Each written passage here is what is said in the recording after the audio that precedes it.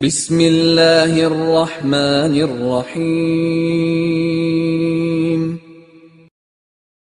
ورحمۃ اللہ وبرکاتہ الحمد للہ حمدا کثیرا طیبا مبارکا فیہ والصلاة والسلام علی سید المرسلین محمد وآلہ وصحبہ اجمعین اما بعد۔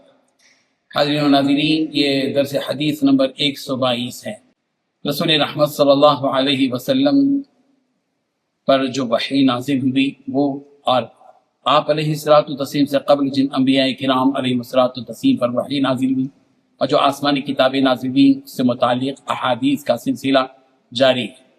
آج ہم ایک خاص موضوع کے لیے آپ کے سامنے ہیں کہ پیغمبر نبی رحمت صلی اللہ علیہ وسلم کے بارے میں صحابہ کرام نے فرمایا، پیغمبر آپ ہم سے مذاق بھی فرماتے ہیں۔ تو صحابہ کرام رضی اللہ عنہ کے اس جواب میں پیغمبر نے فرمایا کہ ہاں، لیکن لا اقول الا حقا وصدقا، میں نہیں کہتا مگر وہی بات جو حق ہوتی ہے اور سچی ہوتی ہے۔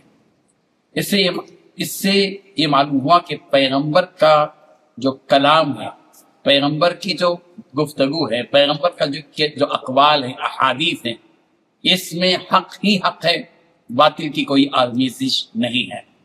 اور پیغمبر جو بھی کہتے ہیں وہ سچی بات ہوتی ہے اور حق پر مبنی بات ہوتی ہے۔ اور جب پیغمبر کی بات سچی ہوتی ہے تو ہم قرآن مجید کی اس آیت سے استدلال کر سکتے ہیں کہ اللہ تبارک و تعالی نے فرمایا کہ وَمَا يَنطِقُ عَنِ الْهَوَىٰ إِنْ هُوَ إِلَّا وَحْيٌ يُوحَىٰ، کہ پیغمبر اپنی مرضی سے کوئی بات نہیں کہتے مگر وہی بات کہتے ہیں جو وحی کے ذریعے سے ہوتی ہے۔ تو معلوم یہ ہوا کہ پیغمبر کی گفتگو، پیغمبر کے اقوال، پیغمبر کے ارشادات، پیغمبر کے احادیث، یہ سب کے سب وحی کا ایک حصہ ہے۔ تو چونکہ وحی سے متعلق، آسمانی کتابوں سے متعلق ہم بات کرتے جا رہے ہیں، تو آج کا یہ درس اس میں ایک اہم بات یہ بتائی جا رہی ہے کہ نبی رحمت صلی اللہ علیہ وسلم کے جو ارشادات ہیں وہ بھی وحی کا حصہ ہیں، لیکن قرآن مجید میں اور حدیث میں فرق یہ ہے کہ قرآن مجید وحی متلو ہے، یعنی ایسی وحی جس کی تلاوت کی جاتی ہے، اور احادیث شریفہ وہ بھی وحی ہے لیکن وحی غیر متلو ہے، یعنی ایسی وحی جس کی تلاوت نہیں کی جاتی۔